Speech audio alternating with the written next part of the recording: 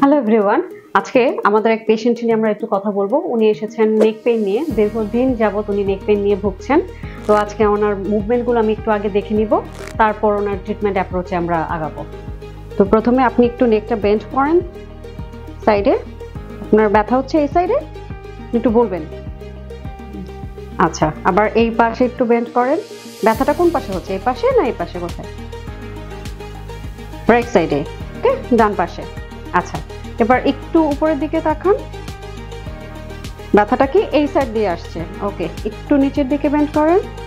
এখন এই সাইডেই।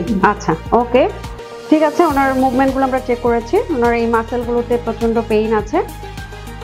আমরা এখন ওনার ট্রিটমেন্টে আগাবো। তো ট্রিটমেন্টের প্রথমে আকুপাংচারে আমরা যাব। ফার্স্টে আমরা একটু স্টেরিলাইজ করে নিব। আপনি ইজি থাকবেন।